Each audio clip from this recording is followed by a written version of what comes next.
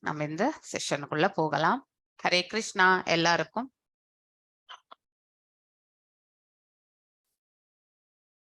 ஓம் நமோ பகவதே வாசுதேவாய.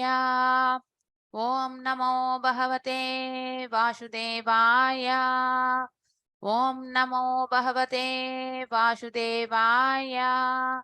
நாராயணம் நமஸ்கிருத்யம் நரம் சைவா நரோத்தமம் देवीं सरस्वतीं व्यासं ततो जयम् उदीरयेत्. नष्टप्रायेषु बदरेषु नित्यं भागवत सेवयां भगवत्य उत्तमश्लोके भक्तिर्भवति नैस्तिकी. ॐ अज्ञानतिमिरान्धस्य ज्ञानाञ्जनशलाकया चक्षुरुन्मिलितं येन तस्मै श्रीगुरवे नमः. श्रीचैतन्यमनोभीष्टं स्थापितं येन भूतले स्वयं रूपा गदामाह्यं तदा स्वापदान्तिकम्. हे कृष्णा सत्करुणा सिन्धु दीनबन्धु जगत्पते गोपेशा गोपिका कान्त राधकान्त नमस्तुते. तप्त काञ्चन गौरांगी राधे वृन्दावनेश्वरी वृषभानुसुते देवी प्रणमामि हरिप्रिये. वाञ्छकल्पतरुभ्यश्च कृपसिन्धुभ्य एव च पतितनां पावनेभ्यो वैष्णवेभ्यो नमो नमः. जय श्री कृष्ण चैतन्य प्रभु नित्यानंद श्री अद्वैत गदाधर श्रीवासदि गौर भक्त वृंदा. हरे कृष्णा कृष्ण कृष्ण हरे हरे हरे राम राम राम हरे हरे. எல்லாருக்கும் வணக்கங்கள். நாம இப்போ பிரபுபாத பிரணத்தியோட இந்த செஷனை ஸ்டார்ட் பண்ணலாம்.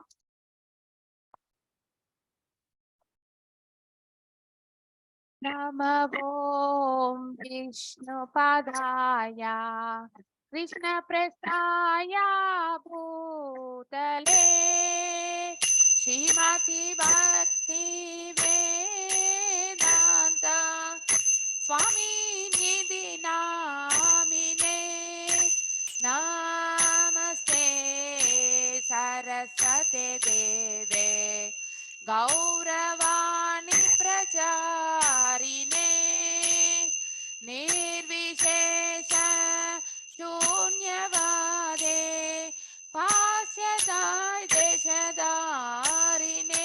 जय श्री कृष्ण चैतन्य प्रभो नित्यानंद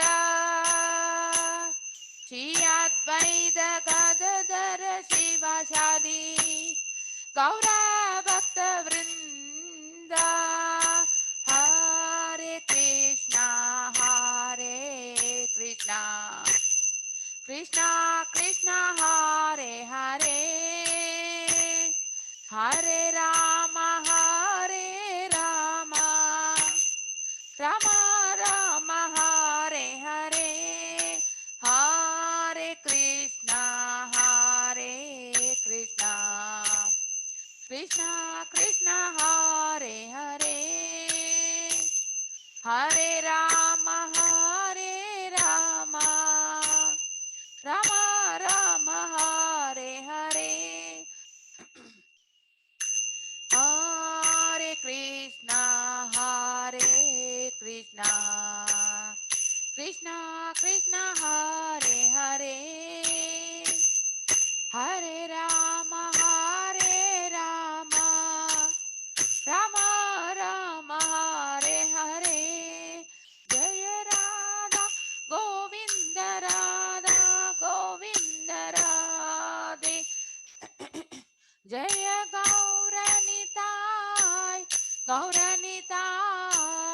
गौरनिताय जय गौरनिताय. जय प्रभुपादा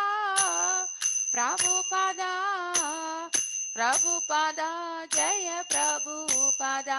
नित्य गौर हरि बोल नित्य गौर हरि बोल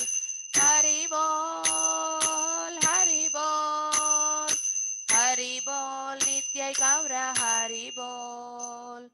हरि बोल எல்லாருக்கும் ஹரே கிருஷ்ணா.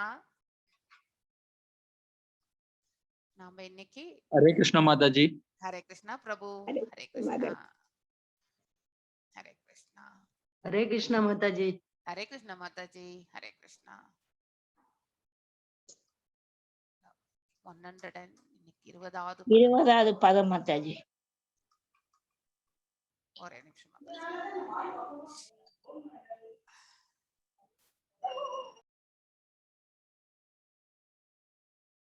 1வது அத்தியாயம் 20வது பதம். எஸ், ஒரே நிமிஷம். हरे कृष्णा माता जी। हरे कृष्णा प्रभु, हरे कृष्णा। हरे कृष्ण माता जी। हरे कृष्णा। हरे कृष्णा माता जी। हरे कृष्णा माता जी।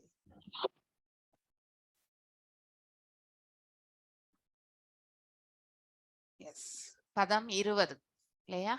பகவான் பத்தி நாம இங்க படிக்க போகிறோம். அவருடைய துவாரகாபுரியில் அவருடைய ஆட்சி அவர் எவ்வாறு செய்தார் அப்படிங்கிறதையும் வந்து ரொம்ப அற்புதமாக முந்தைய பதத்தில் வந்து விளக்கப்பட்டது இல்லையா? உடல் தேவைகளை நிறைவேற்றிக் கொள்வதே மிருக வாழ்வாகும். ஆத்மாவின் நோக்கத்தை நிறைவேற்றுவதே மனித லட்சியமாகும் இல்லையா? ரொம்ப அற்புதமான வரிகள். அதாவது இதெல்லாம் ரொம்ப சிந்திக்க வேண்டிய வரிகள் ஆக்சுவலி இல்லையா? ஸோ நம்ம வாழ்க்கையில நாம எவ்வளவு தூரத்திற்கு பௌதீகத்துல வந்து இருக்கணும்னு நினைக்கிறோமோ, எவ்வளவு தூரத்திற்கு இந்த பொருள் உலகில் வந்து நம்மளுடைய அருட்செல்வத்தை தவிர பொருட்செல்வத்தின் மீது பற்றுதலை நாம கொண்டிருக்கின்றோமோ, அதன் மீது இருக்கக்கூடிய மோகத்தை நாம எவ்வளவு தூரத்திற்கு நாம் வளர்த்து கொள்கின்றோமோ அவ்வளவு தூரத்திற்கும் நாம வந்து பகவானிடத்திலிருந்து தூரமாக இருக்கின்றோம் என்று அர்த்தம். கடவுள் உணர்வு, எஸ், நிறைய பேருக்கு பொருள் ஈட்டணும். ஏனென்றால் 95% வந்து பாத்தீங்கன்னாக்கா 95% இந்த பிரபஞ்சத்தில் வந்து எல்லாமே பௌதிகத்தில் லயிப்பவர்களுடைய குணாதிசயங்கள் தான். அதாவது ரஜோகுணத்தில் தான் நாம நிறையவே செயல்படுகின்றோம். அனைத்திலுமே வந்து லாபத்தை மட்டுமே, தன்னலத்தை, அதாவது தன்னலத்தோடு செய்யக்கூடியது எல்லாமே தன்னுடைய சுயநலத்திற்காகவே வந்து கருதப்படக்கூடிய செயல்களில் தான் நாம அன்றாட வாழ்க்கையில் நாம வந்து ஈடுபட்டு கொண்டிருக்கின்றோம் இல்லையா? சோ எதிலுமே தனக்கு லாபம், தன்னுடைய திருப்தி. சோ அதுலயும் வந்து ஆன்மீக திருப்தியை விட பௌதீக திருப்தி தான். அதுதான் நம்ம வந்து லயித்து கொண்டு செய்கின்றோம்.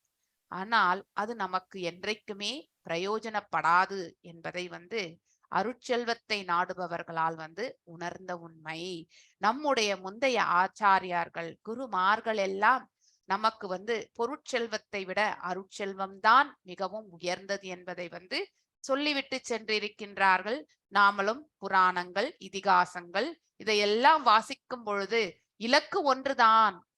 எல்லாம் வல்ல இறைவன் அவரை பற்றிய ஞானத்தையும் அவருக்கு தூய தொண்டையும் புரிவதற்கான மார்க்கத்தை வளர்த்து கொள்வது என்பதே இந்த பிரபஞ்சத்தில் உதித்த ஒவ்வொரு உயிர் வாழினுடைய தலையாய கடமை அப்படிங்கிறது வந்து பகவத்கீதையிலிருந்து முதல் கொண்டு எல்லா இதுலயுமே வந்து சொல்லப்படுகின்றது. அதாவது ஸ்ருதி ஸ்மிருதி இந்த 2 விதமான கேட்டகரிஸ்ல இருக்கக்கூடிய வேதங்கள்ல வந்து நாம அதைத்தான் படிக்கின்றோம் இல்லையா? ஈஷோ உபனிஷத்துலயும் அதுதான் படிக்கின்றோம். நாம பகவத்கீதையினே வந்து 18 புராணங்களுடைய சாராம்சமாக நாம அனைத்தையுமே பகவத்கீதை 1 படிச்சாலே போறோம். நமக்கு நம் வாழ்க்கைக்கு நாம எதற்காக இந்த பிரபஞ்சத்திற்கு வந்திருக்கின்றோம், நாம் எவ்வாறு வாழ வேண்டும், எவ்வாறு வாழக்கூடாது, எல்லாவற்றையுமே பகவான் ரொம்ப அற்புதமாக விளக்கியிருக்கிறார். எல்லாம் அவர் திருவாய்மொழிந்து சொன்ன அந்த வார்த்தைகள். அதைவிட வந்து நமக்கு அங்கீகாரம் என்பது தேவையே இல்லை இல்லையா? அவர் சொன்ன வார்த்தைகளை நாம செவிசாய்க்க வேண்டும். சிரவணம் பண்ணும் பொழுது அதிலே லயித்து சிரவணத்தை பண்ணணும் இல்லையா? எதற்காக பகவான் இதை நமக்கு சொல்லி இருக்கின்றார் அப்படிங்கறத வந்து நம்ம வந்து we should always அதை வந்து மனதில் வந்து அசை போட வேண்டும். அதை வந்து நம்ம மனசுல வந்து நம்ம ஏற்றுக்கொள்ளும் பொழுது அதனிருந்து நம்ம வந்து நம் வாழ்க்கையில வந்து எதையெல்லாம் நாம வந்து தவிர்க்க வேண்டும், எந்த வழியில் நாம செல்ல வேண்டும், எந்த வழி சென்றால் நம் வாழ்க்கை நலன் என்பது நல்ல பாதையில் வந்து அமைய பெறும். ஃபியூச்சர், அதாவது அடுத்த பிறவி என்பது நமக்கு ஒன்று இருந்தால், அதாவது பிறவி என்று கண்டிப்பாக இருக்கும் பொழுது அந்த பிறவியை வந்து நம்ம நல்முறையில் அமைத்து கொள்ள வேண்டும் என்ற செயல்பாடுகளில் நாம வந்து ஈடுபடுத்திக் கொள்ள வேண்டும். ரொம்ப முக்கியமானது இல்லையா? அதாவது உடல் தேவைகளை அனைத்துமே இந்த பௌதீகத்தில் தான் நாம் லயிக்கின்றோம்.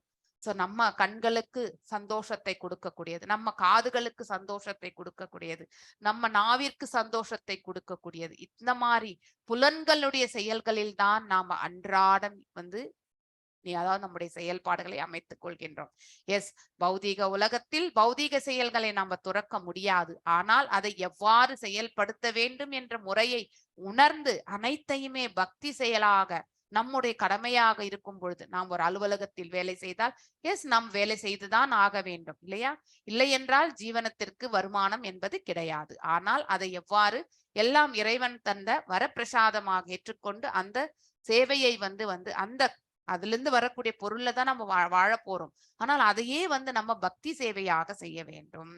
அவ்வாறு நாம செய்யும் பொழுது அந்த பொருள் ஈட்டுவதில் மேல் இருக்கக்கூடிய பற்றை நாம கண்டிப்பாக விலக்குகின்றோம். நம்ம மனதிலிருந்து பொருள் வருவதை கொண்டு நாம சந்தோஷப்படுவதற்கான மார்க்கத்தை நாம ஏற்படுத்தி கொள்கின்றோம். எவ்வளவு சம்பாதித்தாலும் இந்த மனசு கண்டிப்பாக நிறைவடையாது. இன்னும் வேண்டும், நான் இன்னைக்கு ஒரு ப்ராப்பர்ட்டி வாங்கினேன்னா நாளைக்கு இன்னொரு ப்ராப்பர்ட்டி வாங்கணும் அப்படிங்கிற அந்த உந்துதலோடு தான் நம்ம செயல்படுவோம். நம்ம மனசுக்கு என்றைக்குமே நிறைவு பொருளில் நம்ம நிறைவடையவே மாட்டோம். எதுவரைக்கும் நாம அருட்செல்வத்தின் மீது நம் மனதை முழுமையாக நிலை நிறுத்தாமல் இருக்கின்றோமோ அது வரைக்குமே நாம பொருட்செல்வத்தின் மீதுதான் நம்மளுடைய பற்றுதலை நாம வைத்திருப்போம். நாம கண்டிப்பாக மடைமாற்றிக் கொண்டு அருட்செல்வத்தின் மார்க்கத்தில் நாம செல்வதை அந்த மார்க்கத்தை நாம புனிதமாக ஏற்றுக்கொள்ள வேண்டும். சோ எவ்வாறு ஏற்றுக்கொள்ள வேண்டும் என்றால் தட் இஸ் த டிவைன் பாத் அப்படிங்கிறதையும் உணர்ந்து நாம ஏற்றுக்கொள்ள வேண்டும். அப்பொழுதுதான் நமக்கு பக்குவ நிலையும் அதாவது சுலபமாக நம்மளால அடைய முடியும். நாம பகவான் மீது பக்தி கொண்டு செய்யக்கூடிய செயல்கள் அனைத்துமே பகவான் நமக்கு நல் மார்க்கத்தை ஏற்படுத்தி கொடுக்கின்றார். இதுல உறுதியான உள்ளத்தோடு நாம செயல்பட வேண்டும் இல்லையா? ரொம்ப அற்புதமான பொருளுரை.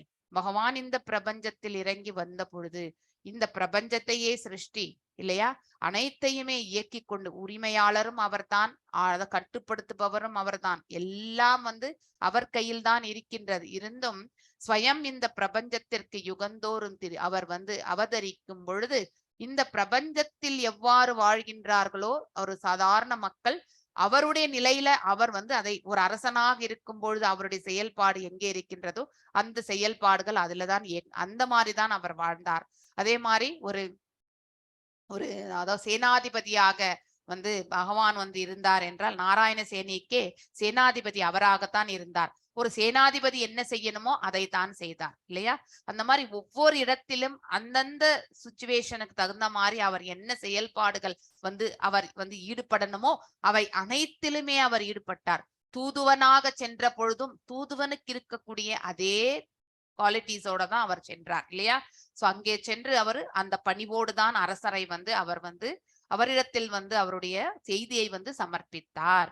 சோ இந்த மாதிரி நாமளும் நம்முடைய செயல்பாடுகளை எல்லாம் செய்யும் பொழுது நாமளும் அந்த எந்த பாத்திரத்தில், அதாவது எந்த கதாபாத்திரத்தை நாம் ஏற்றிருக்கின்றோமோ அந்த கதாபாத்திரத்திற்கு இருக்கக்கூடிய ரெஸ்பான்சிபிலிட்டிஸை நாம கண்டிப்பாக செய்ய வேண்டும்.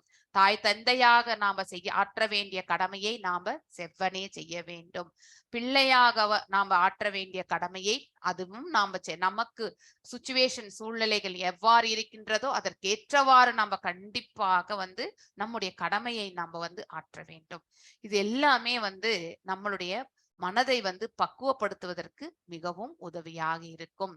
சோ பதம் 20 சனிக்க ஸ்மிதாவ லோகேன வாஷா பீயூஷ கல்பயா சரித்ரேனா நவத்யேன ஸ்ரீ நிகேதேன சாத்மனஹ. எஸ்பி விஜயகுமாரி மாதாஜி வாசிக்க. ஹரே கிருஷ்ண மாதாஜி. ஸ்மிதாவா லோகேன வாச்சா பீயூஷ கல்பயா சரித்ரேனா நவத்யேன ஸ்ரீ நிகேதேன சாத்மனா. ஸ்னிக்த அமைதியான, ஸ்மித அவலோகேன இனிய புன்னகையுடன் கூடிய பார்வையால், வாச்சா வார்த்தைகளால், பியூஷ கல்பய அமுதத்துடன் ஒப்பிடப்படும், சரித்ரேன குணத்தால், அனவத்யேன குறையற்ற, ஸ்ரீ அதிர்ஷ்டம் நிகேதேன வசிப்பிடம் ச மேலும் ஆத்மனா அவரது உன்னத உடலால்.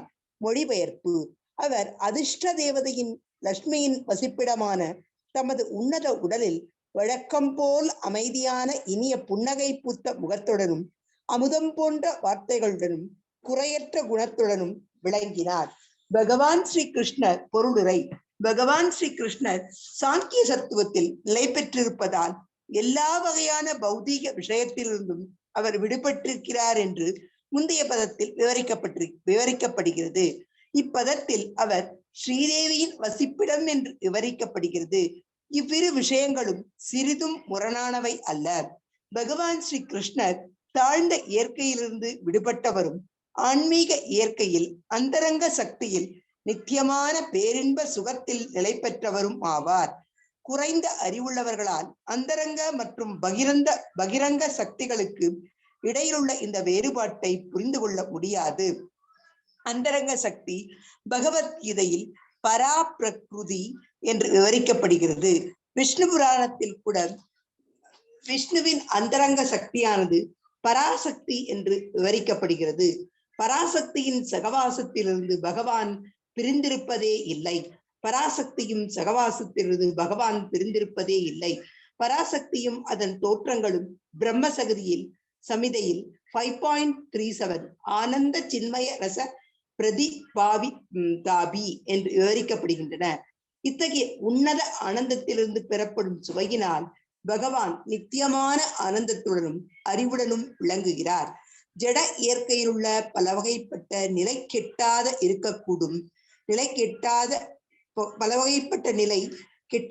இருக்கக்கூடும். இதனால் ஆன்மீக உலகில் உள்ள பல வகைப்பட்ட உன்னத ஆனந்த நிலையை நாம் மறுக்கலாம் என்பதாகாது. எனவே பகவானின் அமைதியான நிலை, அவரது புன்னகை, அவரது குணம் மற்றும் அவருக்கு தொடர்புள்ள அனைத்துமே திவ்யமானவையாகும். அந்தரங்க சக்தியினால் தோற்றுவிக்கப்படுபவை உண்மையானவே. ஆனால் அவற்றின் நிழலாக உள்ள இந்த பௌதீக தோற்றம் நிலையற்றதாகும். இந்த நிலையற்ற தோற்றத்தில் அறிவுள்ளவர்கள் பற்றுக்கொள்ளக் கூடாது. ஹரே கிருஷ்ண மாதாஜி. ஹரே கிருஷ்ணா. ரொம்ப அற்புதமான விளக்கம். அதாவது பகவான் ஸ்வயம் இந்த பிரபஞ்சத்தில் அவர் தோன்றும் பொழுது அவர் நம்மள மாதிரி பௌதீக தன்மையை கொண்டவர் அல்ல.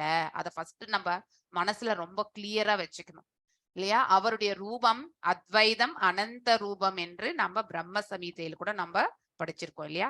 ஆனந்த சின்மய ரச பிரதிபாவ திஷ்டாபிஸ் திராபிர் ஏவ நிஜ ரூபத்ய கைலபிகி கலாபிகி கோலோக ஏவ நிவசித்ய அகிலாத்ம பூதோ கோவிந்தம் ஆதி புருஷம் தமகம் பஜாமி அப்படிங்கிறது பிரம்ம சமீதத்துல ரொம்ப அழகாக சொல்லப்பட்டிருக்கு. ஆனந்த சின்மய ரசா பிரதிபாவிதாபி அப்படின்னு சொல்லிட்டு சொல்லப்பட்டிருக்கின்றது.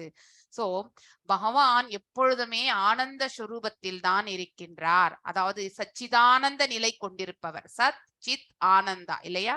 அதாவது அப்சல்யூட் பிரம்மன், பரமாத்மா மற்றும் பகவான், இந்த மூன்று நிலைகளை பற்றி நாம ஆல்ரெடி படிச்சிருக்கோம். அப்சல்யூட் பிரம்மன் என்றால் வெறுமனே சத், அதாவது உண்மை என்று சொல்லப்படுவது.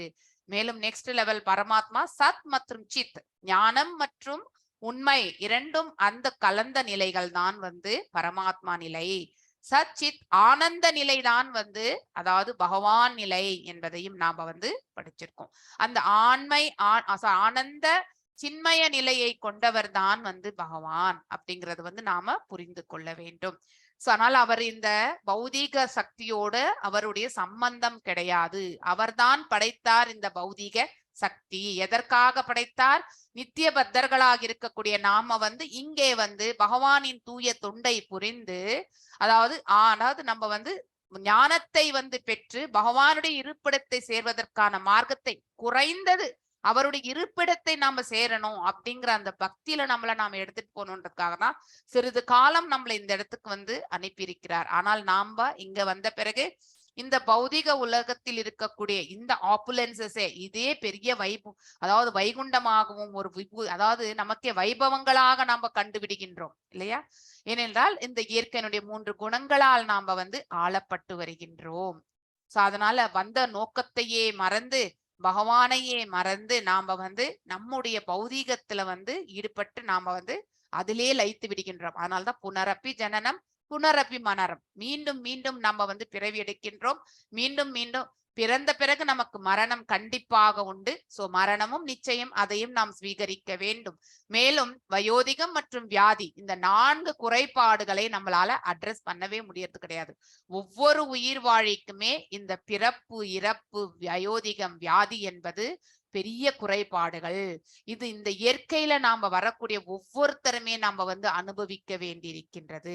இந்த குறைபாடுகளை நாம எவ்வாறு நம்ம வந்து கியூர் பண்ணணும் இல்லையா? அது ஒரு வியாதி நமக்கு. பிறப்பு என்பது ஒரு வியாதி, இறப்பு என்பதும் ஒரு வியாதி. பிறந்த பிறகு மரணம் நிச்சயம். மேலும் இந்த இடைப்பட்ட காலத்தில் நமக்கு ஏற்படக்கூடிய நோய்கள் மற்றும் வந்து மூப்பு, இதுவும் வந்து வியாதிகள் தான். சோ வியாதி வந்த பிறகு நம்ம எங்கே செல்ல வேண்டும்? அதாவது நம்ம ஒரு ஒரு நல்ல அங்கீகரிக்கப்பட்ட ஒரு மருத்துவரை தான் நம்ம நாட வேண்டும். அவருடைய அட்வைஸ் பிரகாரம் தான் நாம வந்து நம்முடைய செயல்பாடுகளை, அதாவது அவர் கொடுக்கக்கூடிய மருந்து மாத்திரைகளை வந்து அவர் என்ன டயத்துக்கு எப்படி செய்யணும்னு சொல்லியிருக்காரோ அதே மாதிரிதான் நாம வந்து செய்யணும். இங்க வந்து சுப்ரீம் அதாவது டாக்டர் யாருன்னா அதாவது நம்ம பரம்பொருள் தான். அவருடைய ரெப்ரசன்டேட்டிவ்ஸா இருக்கக்கூடிய குருமார்களிடத்தில் நாம செல்லும் பொழுது அவர்கள் உள்ளதை உள்ளபடி உணர்ந்ததால் அவர்களும் நமக்கு வந்து வழி நடத்துகிறார்கள். சோ அவர்களுடைய வழி நடத்துதலின் பிரகாரம் சாதன பக்தியை நாம பயின்று அதுதான் நமக்கு ஔஷதி. அதை பயின்று நாம வந்து நம்மளுடைய உடலை வந்து உடல் மனது எல்லாவற்றையுமே வந்து நல் மார்க்கத்தில் ஆன்மீகத்தில் எடுத்து செல்வதற்கான மார்க்கத்தை நாம கண்டிப்பாக கண்டறிய வேண்டும். இல்லை என்றால் இந்த பௌதீகம் எனப்படக்கூடிய அந்த வியாதி இந்த உடலையே வந்து அழித்து ஆன்மாவை வந்து மேலும் மேலும் கட்டுண்ட நிலையிலே அது வைத்துவிடும். சோ அதனால நம்ம எப்பவுமே இந்த அதாவது நம்முடைய கடமை என்ன என்பதை நம்ம ஃபர்ஸ்ட் பார்க்கணும். எஸ், நம்முடைய பௌதீக கடமைகளை நம்ம கண்டிப்பா செய்யணும். ஆனா ஆன்மீகத்தின் தரப்பிலும் நமக்கு கடமைகள் உண்டு. அது தவிர்க்க முடியாத கடமை. அதுதான் தலையாய கடமை. முதன்மை கடமை என்பது ஆன்மீகம், இரண்டாவதுதான் பௌதீகமே. ஆனால் நாம என்ன பண்றோம்? இதெல்லாம் உட்கார்ந்து படிக்க முடியாது, டைம் ஸ்பெண்ட் பண்ண முடியாது, எனக்கு இதுக்கெல்லாம் என்னால பார்க்க முடியாது, எனக்கு நிறைய வேலை இருக்கு இல்லையா?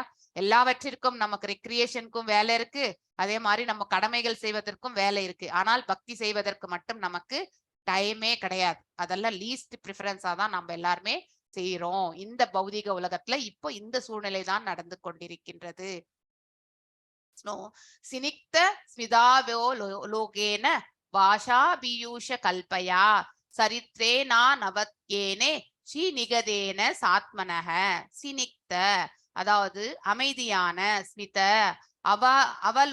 அவலோகேன இனிய புன்னகையுடன் கூடிய பார்வையால் பகவானுடைய பார்வையை பற்றி அதாவது சொல்லப்படுகின்றது. அவருடைய நாசியை கூட ரொம்ப அதாவது எள்ளுப்பூ நாசின்னு தான் சொல்லுவாங்க பகவானுடைய நாசியை. சோ அவ்வளவு அழகான நாசி என்று சொல்வார். கண்களை வந்து தாமரை கண்கள், அவருடைய கடைக்கண் பார்வையாலே அனைத்தையுமே பெறக்கூடிய வல்லமை பெற்ற அதாவது அந்த அளவுக்கு எல்லாருக்கும் வழங்கக்கூடிய அந்த கெப்பாசிட்டி அவருக்கு ஆற்றல் உண்டு. அந்த ஒரு பார்வையாலேயே அனைத்தையுமே வந்து எல்லாருக்கும் வழங்கக்கூடிய ஆசிகளை வந்து அவரால் கொடுக்க முடியும். அப்படிப்பட்ட ஆற்றலை கொண்டவர் வந்து எம்பெருமான் அப்படிங்கறத வந்து நாம படிக்கின்றோம் இல்லையா? வாஷா ஆழ்வார்கள் எல்லாம் அவ்வாறுதான் வந்து பகவானை புகழாரங்கள் சூட்டியிருக்கிறார்கள். சோ பீயூஷ கல்பயா அமுதத்துடன் ஒப்பிடும், சரித்ரேன குணத்தால், அன்பத்னேயன குறையற்ற, ஸ்ரீ அதிருஷ்டம், ஸ்ரீ என்றாலே அதிருஷ்டம், நிகேதேன வசிப்பிடம், சா மேலும், ஆத்மனக அவரது உன்னத உடலால் அப்படின்றது பகவானுடைய திருவுரத்தை பற்றி ரொம்ப அற்புதமாக இந்த இடத்தில் வந்து விளக்கப்பட்டிருக்கின்றது. சோ அதிருஷ்ட தேவதையினுடைய கணவர், அவர் தன்னுடைய ஹிருதயத்திலே வந்து அவர் வந்து அந்த அதிருஷ்ட தேவதையை வந்து வச்சிருக்கார் இல்லையா? தாங்கி இருக்கார். சோ அந்தரங்க சக்தியினுடைய சொரூபமே அந்த அதிருஷ்ட தேவதை தான். சோ நம்ம எப்படி ஸ்ரீ சம்பிரதாயத்துல வந்து மகாவிஷ்ணு மற்றும் தாயாரை அதாவது லக்ஷ்மி தாயாரை சொல்கின்றோமோ, நம்ம பிரம்ம கௌடிய வைஷ்ணவ சம்பிரதாயத்துல பகவான் அதாவது ஸ்ரீ கிருஷ்ணரையும் ராதையும் தான் அந்த இதுக்கு வந்து ஒப்பிடுகிறார்கள். சோ இந்த அந்தரங்க சக்தியாக இருப்பவள் யார் என்றால் ராதை. இந்த இடத்துல வந்து நாம வந்து படிக்கிறது லக்ஷ்மி ராதை எல்லாம், அதாவது அந்தந்த சம்பிரதாயத்துக்கு ஏற்றவாறு அது நாம கண்டிப்பா கன்சிடர் பண்ணிக்கணும். ஆனால் எல்லாம் ஒன்றுதான், அந்தரங்க சக்தி என்பது ஒன்று என்பதை நாம உணர வேண்டும். அவர் அதிர்ஷ்ட தேவதையின் வசிப்பிடமான தமது உன்னத உடலில் இல்லையா ஹிருதய பாகத்தில் வழக்கம் போல அமைதியான இனிய புன்னகை பூத்த முகத்துடன் அமுதம் போன்ற வார்த்தைகளுடனும் குறையற்ற குணத்துடனும் விளங்குகிறார். ரொம்ப அற்புதமான வார்த்தைகள் இதெல்லாமே இல்லையா. அதாவது அமுதம் போன்ற வார்த்தைகள். சோ பகவான் வந்து பகவத்கீதை முழுவதுமே வந்து அவர் தான் நிறைய பேசினார் இல்லையா. சோ அதாவது அர்ஜுனன் கேட்ட கேள்விகள் வந்து சில ஸ்லோகங்கள், சஞ்சயனுடைய கான்வர்சேஷன் யாருக்கு திருதராஷ்டிரனுக்கு எடுத்துரைத்தது சில ஸ்லோகங்கள், திருதராஷ்டிரன் ஒரே ஒரு ஸ்லோகம் தான், ஆனா பகவான் எடுத்துரைத்ததோ வந்து நிறைய ஸ்லோகங்கள் இல்லையா. அதை கேட்க கேட்க எனக்கு அயர்வே வரவில்லை அமுதம் போன்ற சொற்கள் என்று அர்ஜுனனும் வந்து எடுத்துரைக்கிறான், அங்கே விவரிக்கின்றான். அது மாதிரி பகவான் பேச பேச அதை இன்னும் கேட்கணும்னு தான் நமக்கு தோணும் இல்லையா. சோ இந்த எழுத்துக்கள் மூலியமாகவும் நாம் அவரைத்தான் வந்து காண்கின்றோம். சோ குறையற்ற குணத்துடன், அதாவது நமக்கெல்லாம் குறையுடைய புலன்கள், அதனால குணமும் அதோட குறைவோட தான் இருக்கும். நிறைவான குணம் என்பது நாம வளர்த்து கொள்ள வேண்டும். பிறக்கும் பொழுது குறையுடைய குணத்தோட தான் நாம பிறக்கின்றோம். ஏனென்றால் நம்ம ஹிருதயத்துல நிறைய கலங்கங்களை சேர்த்து வச்சு நம்ம கர்ம பலனுக்கு ஏற்றவாறு இந்த பிறவியை நாம எடுத்துட்டு வரோம் இல்லையா. ஆனா அதை நிறையுடைய குணாதிசயமாக மாற்றிக்கொள்வது என்பது மிக மிக முக்கியமானது. பொறாமை எண்ணக்கூடிய அந்த குணத்தை நாம தூரமாக எடுத்து விலக்கி போடணும். அடுத்தவர்களோட கம்பேர் பண்ணக்கூடிய அந்த குணாதிசயத்தையும் நாம விடணும். இருப்பதை கொண்டு சுகிக்கக்கூடிய சந்தோஷப்படக்கூடிய மனதை நாம பெறணும். மேலும் பேராசையை வந்து கண்டிப்பாக தவிர்க்கணும். இது எல்லாம் குறைகள் தான். பகவானுக்கு அவருக்கு ஆசையே கிடையாது. எல்லா செயல்களிலுமே எல்லா ஜீவன்களிலுமே அவர் வந்து வாழ்ந்துட்டு இருக்கார் இல்லையா, இயக்கி கொண்டிருக்கிறார். அவர் சைலண்டா இல்ல, is always in action. So ஒரு ஜீவன் தாயின் கருவில் வந்து ஜனிக்கிறது முதல் கொண்டு மண்ணுக்கு செல்லு, அதாவது இந்த உடலை விட்டு செல்வது வரை அவர் இயங்கி கொண்டிருக்கிறார், ஓய்வே கிடையாது. சோ அப்போ எல்லா இடங்களிலுமே அவர் வந்து செயலாற்றி கொண்டிருக்கின்றார், பார்க்கடலிலும் வந்து பள்ளி கொண்டிருக்கின்றார். சோ 2 நிலைகளிலுமே அவரை நாம செயலற்ற நிலையிலும் நாம பார்க்கின்றோம், செயல்படும் நிலையும் நாம வந்து உணர வேண்டும் இல்லையா. சோ அவர் அப்படிப்பட்ட பகவான், அவருக்கென்று இந்த பிரபஞ்சத்தில் அவர் எதையுமே கேட்பதில்லை. நம்ம கிட்ட எல்லாம் ஒண்ணுதான் அவர் வந்து, அதாவது நம்ம செய்யக்கூடிய செயல்ல ஒண்ணு மட்டும்தான் அவர் எதிர்பார்ப்பார். என்னன்னாக்கா பக்தியோட, அதாவது அன்பு கலந்த பக்தி ஒண்ணுதான் அவர் எதிர்பார்க்கின்றார், வேற எதுவுமே கிடையாது. அன்பு என்பதுதான் வந்து இந்த பிரபஞ்சத்தை வந்து நல் மார்க்கத்தில் இட்டு செல்லும். சோ அன்பான, அதாவது ரிலேஷன்ஷிப் தான் என்னைக்குமே கடைசி வரைக்குமே வந்து நன்மையை கொடுக்கும். சோ அதாவது பேராசை கொண்டோ சுயநலம் கொண்டோ நாம் ஒருத்தரிடத்தில் வந்து நம்முடைய ரிலேஷன்ஷிப்பை மேம்படுத்தினால் அது கடைசி வரைக்கும் வந்து செல்லவே செல்லாது.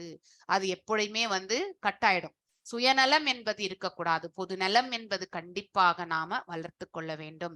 சோ அதுலயும் ஹையஸ்ட் பகவான் தான் இல்லையா. இல்லைன்னா இந்த ப்ராப்பர்ட்டி எல்லாமே அவர் தான். அதாவது இந்த பௌதிக உலகம் எனக்கூடிய இந்த டோட்டல் இந்த பிரபஞ்சங்கள் அனைத்துமே அவரால் தான் சிருஷ்டிக்கப்பட்டது. He is the proprietor of everything. அப்படின்னும் பொழுது இங்க நாம் எதையுமே ஓன் பண்றது கிடையாது. லாஜிக்கலா பார்த்தா சில காலகட்டம் மட்டும்தான் நம்முடைய பேருக்கு ஒரு ப்ராப்பர்ட்டி இருக்கும். நாம மறைந்த பிறகு அந்த ப்ராப்பர்ட்டிக்கும் நமக்கு சம்பந்தமே கிடையாது இல்லையா. அதை வந்து நம்முடைய வாரிசுகளோ இல்லை, நமக்கு வாரிசு இல்லைன்னாக்கா கவர்மெண்ட்டுக்கோ எங்கேயோ போய் சேர்ந்து விடுகின்றது இல்லையா. சோ எதையுமே நாம் இந்த இடத்துல ஓன் பண்றது கிடையாது. அதற்காக நம்ம அந்த ப்ராப்பர்ட்டிஸ் பின்னாடி போகிறத விட்டுட்டு அதாவது நம்ம வந்து பக்திக்கு முன்னாடி நம்ம வந்து நம்முடைய டைமை ஒரு சிறிதளவாவது நம்ம வந்து டைமை வந்து ஸ்பெண்ட் பண்ணணும். சோ குறையற்ற குணத்தை கொண்டவர் என்று இந்த இடத்துல வந்து ரொம்ப அற்புதமாக பகவானுடைய குணாதிசயத்தை பற்றி விவரிக்கப்பட்டிருக்கின்றது இல்லையா. இந்த சிருஷ்டியினுடைய 3 குணங்களுக்குமே அப்பாற்பட்டவர் அவர். கருணாமூர்த்தி, இஸ் எ கம்பேஷனேட் ஆக்சுவலி. அவரை மாதிரி நாம் அதாவது கருணை புரிபவர் இந்த பிரபஞ்சத்தில் வேறு யாரும் கிடையாது. அனைவருக்குமே சமநோக்கோட பலன்களை வழங்கக்கூடியவர் வந்து எல்லாம் வல்ல இறைவன். பக்தர்களுக்கு அவர் எவ்வாறு சமர்ப்பணம் ஆகியிருக்கின்றார்களோ அதற்கேற்ற பலன்களையும் அவர் வழங்குகிறார். சோ பகவான் ஸ்ரீ கிருஷ்ணர் சாங்கிய தத்துவத்தில் நிலை பெற்றிருப்பதால், சாங்கிய தத்துவம் என்பது நாம வந்து படிச்சிருக்கோம். அதாவது இந்த உடல் என்பது அதாவது ஜடம்.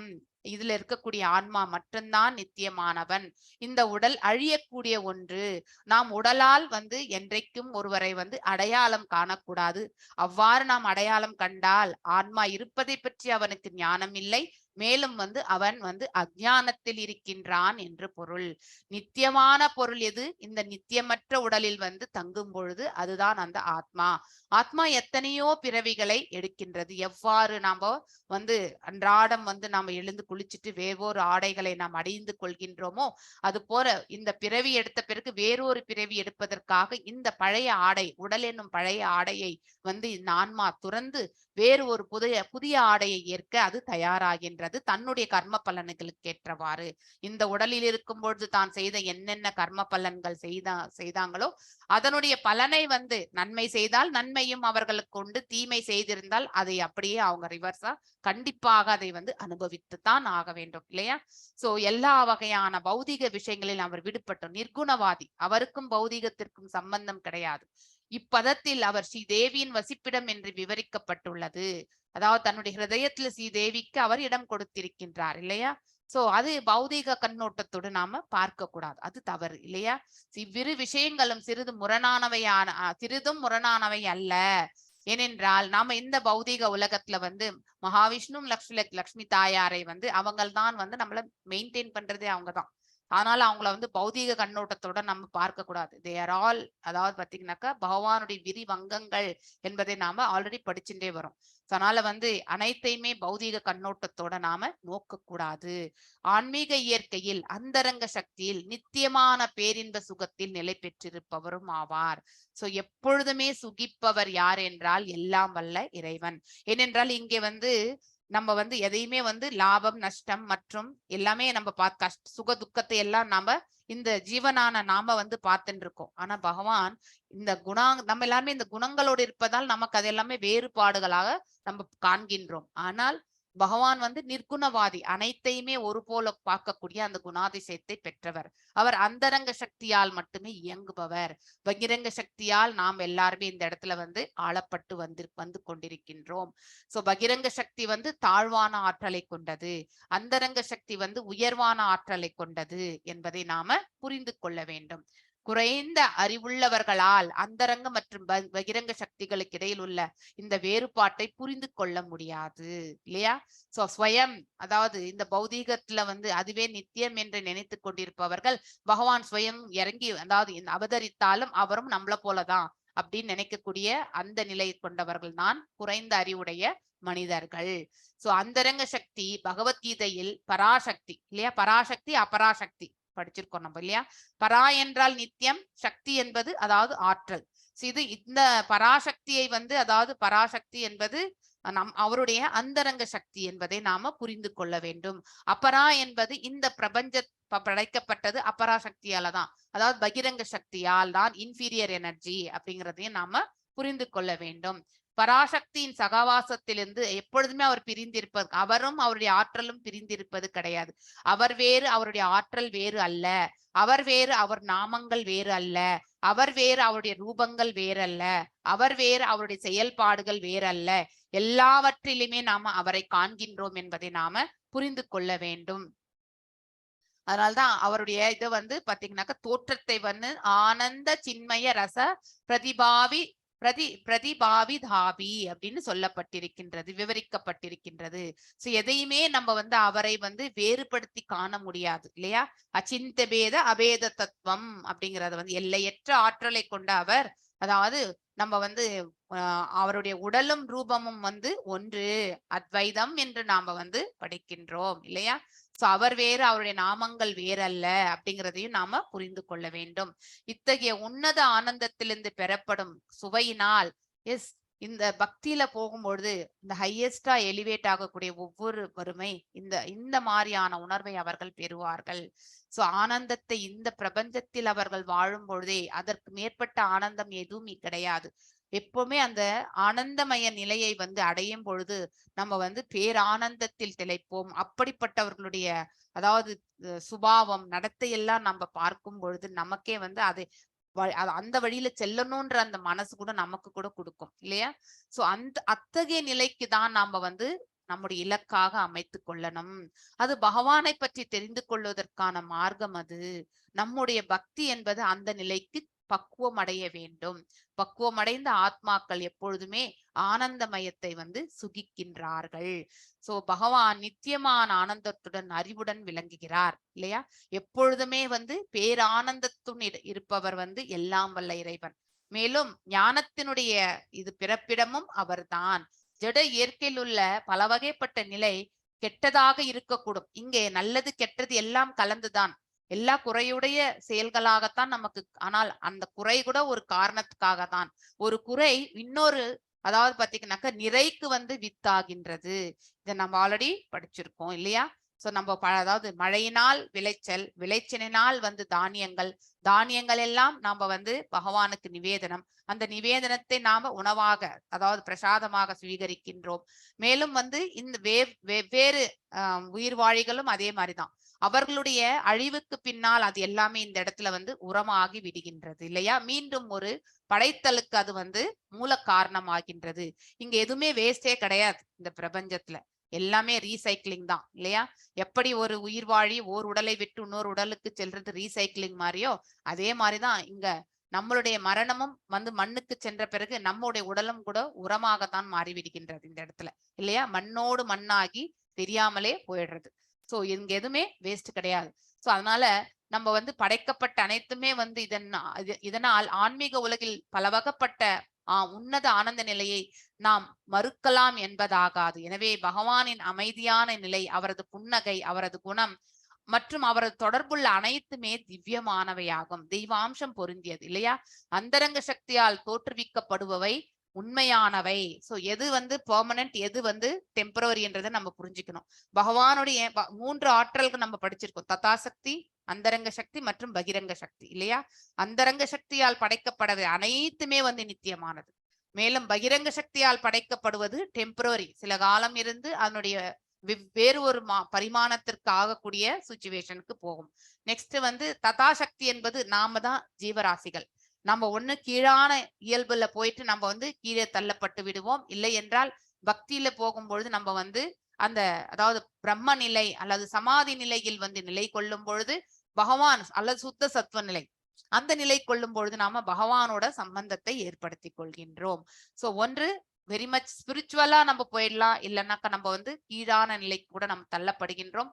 இல்லைன்னா மிதமா இருக்கிறவங்க மீண்டும் இந்த புவி வாழ்க்கையில வந்து மனிதனாகவே பிறந்து மீண்டும் வந்து கர்மங்கள் செய்யக்கூடிய அந்த நிலைக்கு தள்ளப்படுகின்றோம். அதனால்தான் நம்ம மனிதர்கள் வந்து ததாசக்தியில இருக்கோன்றது பொருள். சோ ஆனால் அவற்றின் நிழலாக உள்ள இந்த பௌதிக தோற்றம் நிலையற்றதாகும் இல்லையா? பகவான் இந்த பௌதிக இயற்கையை படைத்தார். இது நித்தியமற்ற தன்மையை, டெம்பரவரி தான் இது. இந்த நிலையற்ற தோற்றத்தில் அறிவுள்ளவர்கள் பற்று கொள்ளக்கூடாது. இந்த வரிய நம்ம அண்டர்லைன் பண்ணிக்கணும்.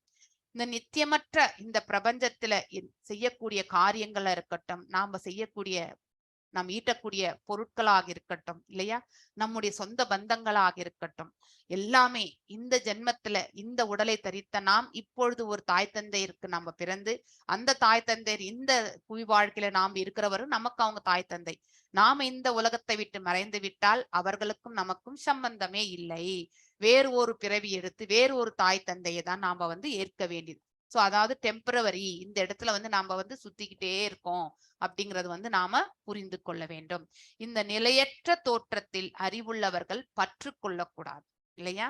அதாவது தான் ஆற்றக்கூடிய கடமைகள் அனைத்துமே இந்த இடத்துல வந்து அதனுடைய பலன்கள் மீது நம்ம பற்று கொள்ளக்கூடாது. கடமையாக நாம் ஆற்ற வேண்டியது நம்முடைய கடமை இல்லையா? இந்த பௌதிக உலகத்துல பகவான் வந்து செயல்படாமல் இருந்தால் உடலை கூட நீ காப்பாற்றி கொள்ள முடியாதுன்னு சொல்லியிருக்காரு.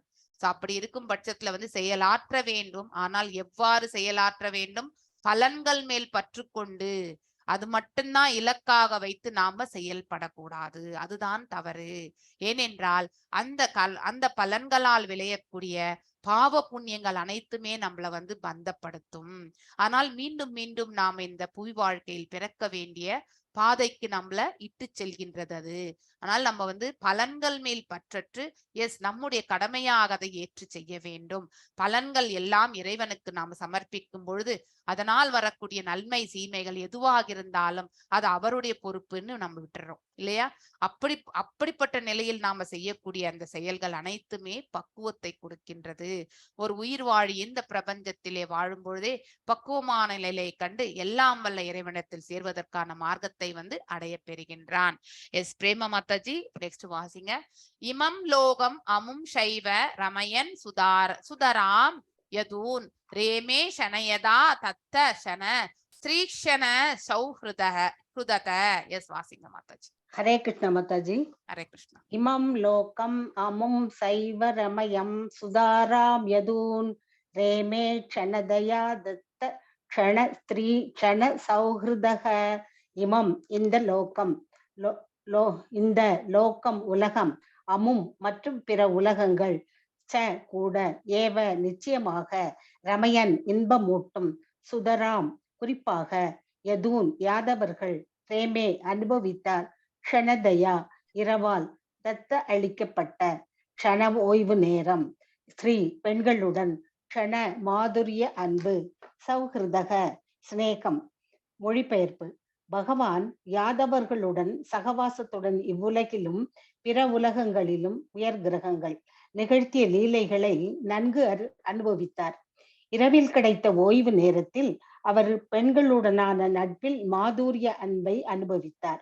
பொருளுரை. பகவான் தமது தூய பக்தர்களுடன் இவ்வுலகில் அனுபவித்தார். அவர் பரமபுருஷராகவும் எல்லா பௌதீக பற்றுகளுக்கும் அப்பாற்பட்டவராகவும் இருந்த போதிலும் பூமியில் தமது தூய பக்தர்களிடமும் தேவலோகத்தில் உள்ள தேவர்களிடமும் தமது அதிகமான பற்றை வெளிப்படுத்தினார். மேலும் தமது குடும்ப அங்கத்தினர்களான யாதவர்களிடமும் இரவில் கிடைத்த ஓய்வு நேரத்தில் அவரை சந்திக்கும் வாய்ப்பை பெற்று அவரது 16,000 மனைவிகளிடமும் தமது ஆழ்ந்த பற்றை அவர் வெளிப்படுத்தினார். பகவானின் இப்பற்றுக்களுக்கெல்லாம் அவரது அந்தரங்க சக்தியின் தோற்றங்களாகும். அவரது பகிரங்க சக்தி அந்தரங்க சக்தியை பிரதிநிதிக்கும் ஒரு நிழல் மட்டுமேயாகும். ஸ்கந்த புராணத்தில் உள்ள பிரபாச காண்டத்தில் சிவபெருமானுக்கும் கௌரிக்கும் நிகழ்ந்த உரையாடலில் பகவானின் அந்தரங்க சக்தியிலிருந்து வெளிப்படும் தோற்றங்கள் உறுதி செய்யப்படுகின்றன. அங்கு 16,000 இடையர் குல கன்னிப்பெண்களுடன் பகவானின் சந்திப்பை பற்றிய குறிப்பு உள்ளது. 16,000 இடையர் குல பெண்கள் பகவானுடைய 16 வகையான அந்தரங்க சக்திகளின் ஒரு காட்சியாகும். இது 10வது காண்டத்தில் இன்னும் தெளிவாக விளக்கப்படும். பகவான் ஸ்ரீ கிருஷ்ணர் நிலவை போன்றவர் என்றும் அவரது அந்தரங்க சக்தியிலிருந்து விரிவடைந்த கன்னி பெண்கள் நிலவை சுற்றியுள்ள நட்சத்திரங்களை போன்றவர்கள் என்றும் அங்கு கூறப்பட்டுள்ளது. ஹரே கிருஷ்ண மாதாஜி. ஹரே கிருஷ்ணா. சோ இது வந்து மாதுரிய ரசத்தை பற்றி விளக்கக்கூடிய ஒன்று இல்லையா? பகவானுடைய விரிவங்கங்களாகத்தான். சோ ஒவ்வொரு இடத்திலுமே வந்து ஒவ்வொரு அரண்மனையிலுமே பகவான் அவருடைய எக்ஸ்பான்ஷன்ல இருந்திருக்கார். சோ பகிரங்க சக்தியால் அந்த எக்ஸ்பான்ஷன்ஸ் வந்து செய்ய முடியாது. அந்தரங்க சக்தியினால் தான் வந்து அந்த விரிவங்களை வந்து அவரால் நடத்த முடிந்தது. சோ அந்தரங்க சக்தி என்று வந்து விட்டாலே அங்கே வந்து பௌதீக கண்ணோட்டம் என்பதே நம்ம அந்த கண்ணோட்டத்தோட அதை வந்து அந்த விளக்க உரையை நாம காணவே கூடாது. So everything is spiritual. So ராசலீலை வந்து பாத்தீங்கன்னாக்கா 8 வயதில் ராச டான்ஸ் பண்ணார். அப்பயும் வந்து தன்னுடைய விரிவங்கங்களாக ஒவ்வொரு அதாவது கோபியரோடும் சேர்ந்து அவர் வந்து நடனமாடினார் என்று எடுத்துரைக்கப்படுகின்றார். அதுதான் ராச டான்ஸ். சோ 8 வயதில் வந்து நாம வந்து பௌதிக கண்ணோட்டத்தோட நாம நோக்கவே கூடாது. அது தவறு இல்லையா? இமம் லோகம் அமும் சைவ ரமயன் சுதாராம் யதூன் ரேமே ஷனதயா தத் ஷன ஸ்திரீ ஷனஹ சௌருதஹ. அதாவது இமம் இந்த லோகம் உலகம், அமும் மற்ற பிற உலகங்கள், ச கூட, ஏவ நிச்சயமாக, ரமயன் அப்படின்னா இன்பமூட்டும், சுதாராம் குறிப்பாக, யதூன் யாதவர்கள், ரேமே அனுபவித்தார். சோ ஒவ்வொரு செயலிலுமே பகவான் வந்து இது சுப்ரீம் என்ஜாயரா இருக்கான்றத இந்த ஸ்லோகத்துல இருந்து நம்ம புரிந்து கொள்ளணும். சோ ஒரு உடலிலுமே இருக்கக்கூடிய ஆத்மா வந்து சுகிக்கிறது வந்து செகண்டரி என்ஜாயர். இப்ப நாம கூட ஒரு சூழ்நிலையில வந்து சிரமப்படுற ஒரு சூழ்நிலை வந்து மனநிறைவு கொடுக்கின்றது. ஒரு பர்டிகுலர் சுச்சுவேஷன்ல போகும்பொழுது நமக்கு வந்து அங்கே நிம்மதியோ இல்ல சந்தோஷமோ நமக்கு ஏற்படுகின்றது. அந்த நிம்மதி சந்தோஷம் என்பது நம்ம வந்து ஒரு பௌதீக கண்ணோட்டத்தில் இல்லாமல் பார்க்கும் பொழுது, ஒருவேளை அந்த உயிர் வாழி வந்து இயற்கையினுடைய இந்த 3 குணங்கள்ல வந்து ஹையஸ்ட் குணமான நிலையில் இருந்து செயல்படும் பொழுது முதன்மையாக சுகிப்பவர் வந்து அந்த பரம்பொருள் தான் என்பதை நாம புரிந்து கொள்ள வேண்டும். இஸ் த சுப்ரீம் என்ஜாயர் இல்லையா? ஆனால் அதே வந்து நம்ம வந்து அறியாமையில் இருப்பவருடைய சுகத்தை பற்றி நாம கம்பேர் பண்ணக்கூடாது. அறியாமையில் இருப்பவருடைய சுகம் என்பது அஞ்ஞானம், அவருடைய அழிவை அது ஏற்படுத்தி கொடுக்கும் இல்லையா? ஞானத்தை கலந்த அந்த வழியில் ஏற்படக்கூடிய சுகத்துல வந்து பகவான் தான் ஃபர்ஸ்ட் என்ஜாய்மெண்ட். அதுக்கப்புறம் தான் நாம் எல்லாருமே இரண்டாம். எவ்வாறு உணவு வந்து சாப்பிடும் பொழுது வயிற்றுக்கு செல்லும் பொழுது இந்த கை எடுத்து வந்து உணவு வந்து வயிற்றுக்கு கொடுக்கின்றது. இந்த கை ஏதாவது சுகிக்கின்றதா? கிடையாது. ஆனால் இந்த உணவை வந்து எடுத்துக்கொண்டு அந்த வயிற்றுக்கு சென்று ஜீரணமாகி அது உடல் முழுவதுமே வந்து அந்த எனர்ஜி லெவல்ஸ் பாய்ந்து நமக்கு சக்தி கொடுக்கும் பொழுது நம்ம சந்தோஷத்தை நாம பெறுகின்றோம். சக்தியோடு ஒரு செயலை செய்யும் பொழுது நமக்கு மன நிறைவு ஏற்படுகின்றது. அது மாதிரிதான் வந்து we're all secondary. ஜீவாத்மா எல்லாமே வந்து செகண்டரி என்ஜாயர் தான். சோ பரமாத்மா தான் வந்து த பிரைமரி என்ஜாயர் என்பதை நாம புரிந்து கொள்ள வேண்டும். எந்நிலையிலுமே சுகிப்பவர் அதாவது அந்த பரம்பொருள் தான் என்பதை நாம மனசுல வந்து ஆழமா பதிய வச்சுக்கணும். பகவான் யாதவர்களின் சகவாசத்துடன் இவ்வுலகிலும் பிற உலகங்களிலும் பாத்தீங்கன்னாக்கா ஒரே அண்டம் கிடையாது. நமக்கு சதுர்முகி பிரம்மா 17 லோகங்கள், அது மாதிரி அநேக அண்டங்கள் உண்டு. நம்ம அண்டங்கள்ல நம்ம ஒரு அண்டத்திற்குள்ளேயே 17 லோகங்கள். நமக்கு மேல இருக்கக்கூடிய லோகங்களிலும் வந்து பகவான் வந்து இதே இன்பத்தை தான் அனுபவிக்கின்றார் என்பதை இந்த இடத்துல இந்த பதத்துல ரொம்ப அற்புதமாக விளக்கப்படுகின்றது. நிகழ்த்திய லீலைகளை நன்கு அனுபவித்தார். இரவு கிடைத்த ஓய்வு நேரத்தில் அவர் பெண்களுடனான நட்பில் மாதுரிய அன்பை அனுபவித்தார். அதாவது மாதுரிய ரசம் இல்லையா? அந்த நிலையில வந்து அவர் அனுபவித்தார் என்பது இந்த இடத்துல ரொம்ப அற்புதமாக விளக்கப்பட்டிருக்கின்றது. பகவான் தமது தூய பக்தர்களுடன் இவ்வுலகில் அனுபவித்தார். அவர் பரம புருஷராகவும் எல்லா பௌதிக பற்றுகளுக்கும் அப்பாற்பட்டவர். So there is no material attachment. இந்த இடத்துல வந்து மெட்டீரியல் அட்டாச்மெண்ட் என்றாலே அது வந்து அதனுடைய இதுவே வந்து டிஃபரெண்ட். ஆனால் பௌதீகத்திலிருந்து நம்ம வந்து விலக்கி ஆன்மீகத்தின் தரப்பில் செல்லும் பொழுது அங்க வந்து பாடிலி திங்ஸ் எதுவுமே இருக்காது. வெறுமனே வந்து ஆன்மா சம்பந்தப்பட்ட செயல்களில் தான் அங்கே வந்து அவர்களுடைய உணர்வு செயல்பாடுகள் எல்லாம் அந்த விதத்தில் தான் அமையும். அந்த சந்தோஷம் அதனால் ஏற்படக்கூடிய சுக எல்லாமே வந்து it is related only to the spiritual entity, அதாவது ஆன்மா. ஆனா இந்த உடல் ஐடென்டிபிகேஷன்ல எதுவுமே இருக்காது என்பதை நாம புரிந்து கொள்ள வேண்டும். பூமியில் தமது தூய பக்தர்களுடனும் தேவலோகத்திலும் தேவர்களிடம் தமது அதிகமான பற்றை அவர் வெளிப்படுத்தினார். எஸ், இங்கேயும் நம்ம எல்லாருமே பற்றுதலோட தான் இருக்கோம் இல்லையா? பௌதீக பற்றிலே நம்ம ஜாஸ்தி இருக்கோம். என்னுடைய பிள்ளை, என் தாய் தந்தை, என் நாடு, இப்படிதான் நம்மளுடைய பற்றுதல், மோர் அட்டாச்மெண்ட் நம்ம வந்து காட்டுகின்றோம். அந்த இடத்துல வந்து பௌதீகம் என்பது மேலோங்கி நிற்கின்றது. ஆனால் எஸ், நம்ம பிள்ளைகள் தான், நம்ம ஃபேமிலி தான், நம் தாய் தந்தை தான், நம்ம திருநாடு தான், எல்லாரும் நம் மக்கள் தான். எஸ், எதையுமே ஒரு வேறுபாடு இல்லாம அனைவரிடத்திலும் ஒன்று போல அன்பு பாராட்டக்கூடியது. அந்த ஒரு பக்குவ நிலை தான் நாம எப்போதும் எல்லாரிடத்திலும் வெளிப்படுத்த வேண்டும்.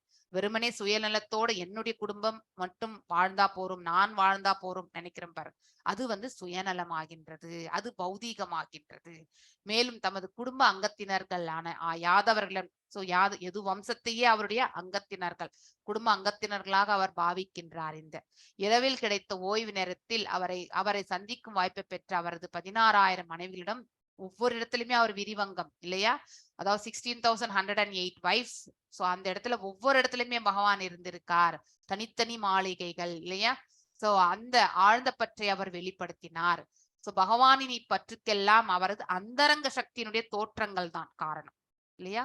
பகிரங்க சக்தியா இருந்தா அது பௌதீகத்துல இருக்கும். சோ உடலளவே இருந்த அந்த அதாவது புலர்நுகர்ச்சிக்கான அத்தகைய மனப்பக்குவத்தை மட்டும்தான் கொடுத்திருக்கும். பகவான் அந்தரங்க சக்தியின் மூலமாக அவருடைய விரிவங்கங்களை ஏற்படுத்தியதால் அவருடைய இயல்புகள் செயல்பாடுகள் அனைத்துமே வந்து ஸ்பிரிச்சுவலாக தான் இருந்தது என்பது இந்த பதத்துல இருந்து நாம புரிந்து கொள்கின்றோம். அவரது பகிரங்க சக்தி அந்தரங்க சக்தியினுடைய பிரதிநிக்கும் ஒரு நிழல் மட்டுமே இல்லையா? சோ அதனுடைய பிம்பம் தான் இது. நம்ம இங்க பாக்குறது எல்லாமே எப்படி ஆலமரத்தினுடைய விழுதுகள் வந்து தலைகீழாக இருப்பதை நம்ம வந்து ரிஃப்ளெக்ஷன், இன்வெர்டட் ரிஃப்ளெக்ஷன் அப்படிங்கறத வந்து நம்ம 15வது அத்தியாயத்துல புருஷோத்தம யோகத்துல படிக்கிறோம் இல்லையா? உண்மையான ஆலமரம் எங்கே? ஆன்மீக உலகத்தில் உள்ளது. ஆனால் இங்கே நாம பார்ப்பது பிம்பம். அப்படிப்பட்ட அந்த டிசையர் ட்ரீ இல்லையா? அதை நாம வந்து வெட்டி சாய்க்க வேண்டும். அந்த பிம்பத்தையே நம்ம வந்து கண்டிப்பாக வந்து வெட்டி சாய்க்க வேண்டும். அதாவது நம்ம வந்து மனசை வந்து டிட்டாச்மெண்ட் எனக்கூடிய அந்த பண்பால பற்றற்ற என்ற நிலை கொண்டு அதை நாம வெட்டி சாய்க்க வேண்டும். ஸ்கந்த புராணத்துல வந்து ரொம்ப அற்புதமாக சொல்லப்பட்டிருப்பதாக இங்க ரெஃபரன்ஸ் சொல்றாரு நம்ம பிரபுபாதர். சிவபெருமானுக்கும் அதாவது பார்வதி தாயாருக்கும் இடையில் நடந்த உரையாடலில் வந்து பகவானின் அந்தரங்க சக்தியிலிருந்து வெளிப்படும் தோற்றங்கள் வந்து எல்லாமே அவருடைய விரிவங்கங்கள் எல்லாமே அவருடைய அந்தரங்க சக்தியிலிருந்தால் வெளிப்படுகின்றது என்பதை வந்து அந்த இடத்துலயும் ரெஃபரன்ஸ் வந்து சொல்லப்பட்டிருக்கின்றது. 16,000 இடையர்க்குள்ள கன்னி பெண்களின் பகவான் சந்திப்பை பற்றிய அறிவிப்பு கூட அந்த குறிப்பு கூட அதுல இருக்கிறதாக ஸ்கந்த புராணத்தில் இருப்பதாக இந்த இடத்துல வந்து பிரபுபாதர் அவர்கள் ரெஃபரன்ஸ் பண்றார். 16,000 இடைக்குள்ள பெண்கள் பகவான் 16 வகையான அந்தரங்க சக்தியில் ஒரு காட்சியாகும் இல்லையா? நம்மளால பார்க்கக்கூடிய ஒரு சுச்சுவேஷன். அது 10வது அத்தியாயம் நம்ம பாகவதத்திலே இன்னும் அதாவது இன்னும் விரிவாக நம்ம வந்து படிக்க போறோம் பின்னாடி வரக்கூடிய காண்டங்கள்ல. பகவான் ஸ்ரீ கிருஷ்ணர் இந்த நிலை போன்றவர் என்றும் அவரது அந்தரங்க சக்தியிலிருந்து விரிவடைந்த கன்னிப் பெண்கள் நிலவை சுற்றியுள்ள நட்சத்திரங்கள் அவரை நிலவுக்கு ஒப்பிடப்படுகின்றது. இந்த இடத்துல வந்து அவரை சுற்றி இருக்கக்கூடிய நட்சத்திரங்களாக அவருடைய மனைவிகளை வந்து இந்த இடத்துல வந்து சொல்லப்பட்டிருக்கின்றது. பதம் 22 ஆர் விஜயகுமாரி மாதாஜி நீங்க வாசிக்கலாம். தஷ்யைவம் ரமமான்யஸ்ய சம்வஸ்தர கனான் பகூன் கிருஹமேதேஷு யோகேஷு விராக சமஜாயதஹ. எஸ் வாசிங்க மாதாஜி. ஹரே கிருஷ்ணா மாதாஜி. எஸ் ஹரே கிருஷ்ணா. தஸ்யைவம் ரமமானஸ்ய சம்வஸ்ர கணான் பகூன் கிருஹமேதேஷு யோகேஷு விராக சயஜாயத். தஸ்ய அவரது, ஏவம் இவ்வாறாக, ரமமானஸ்ய அனுபவிக்கும், சம்வத்சர ஆண்டுகள், கணான் பல, பகுன் மிக பல, கிரகமேதேஷு குடும்ப வாழ்வில், யோகேஷு பாலுருவு வாழ்வில், விராக துறவு, சமஜாயத விழிப்படைந்தது. மொழிபெயர்ப்பு. இவ்வாறாக பகவான் பற்பல ஆண்டுகளாக இல்லற வாழ்வில் ஈடுபட்டிருந்தார். ஆனால் இறுதியில் நிலையற்ற பாலுருவு வாழ்வில் இருந்து அவரது பற்றற்ற நிலை முழுமையாக வெளிப்பட்டது. பொருளுரை. எவ்விதமான பௌதீக பாலுருவு வாழ்விலும் பகவான் பற்று கொண்டவர் அல்ல என்ற போதிலும் ஜகத்குருவான அவர் ஒருவன் இல்லற வாழ்வை மேற்கொள்ள வேண்டும் என்பதை பிறருக்கு போதிப்பதற்காக பற்பல ஆண்டுகள் ஓர் இல்லறவாசியாக வாழ்ந்தார். மை ஜாயத்தே என்ற சொல்லை முழுமையாக வலுப்படுத்தினார் என்று பொருள்படும்படி ஸ்ரீல விஸ்வநாத சக்கரவர்த்தி தாகூரர் விளக்குகிறார். பூமியில் இருந்த பொழுது அவர் நிகழ்த்திய எல்லா செயல்களிலும் பூரண துறவை அவர் வெளிப்படுத்தினார். ஒருவன் வாழ்நாள் முழுவதும் இல்லற வாழ்விலேயே பற்று கொண்டிருக்க கூடாது என்பதை தமது சொந்த உதாரத்தினால் பகவான் போதிக்க விரும்பினார். நாளடைவில் ஒருவன் இயல்பாகவே துறவு மனப்பான்மையை விருத்தி செய்து கொள்ள வேண்டும். பகவான் இல்லற வாழ்வை துறந்தார் எனினும் அவரது நித்திய சகாக்களாக இருந்த உன்னதமான இடையர்குல கன்னி பெண்களை துறக்கவில்லை. ஆனால் 3 ஜட இயற்கை குணங்களிடம் அவர் கொண்டிருந்த பெயரளவேயான பற்றை அவர் துறக்க விரும்பினார். பிரம்ம சமீதையில் 50:29 விவரிக்கப்படுவது போல் ருக்மிணி முதலான அவரது உன்னத சகாக்களின் சேவையை அவரால் ஒருபோதும் துறக்க முடியாது. லட்சுமி சகஸ்ர சத சம்பிரம் சேவியமானம். ஹரே கிருஷ்ணா. ஹரே கிருஷ்ணா. இல்லையா? அது 5.29 ஸ்லோகத்துல வந்து அழகாக சொல்லப்பட்டிருக்கின்றது. லக்ஷ்மி 29.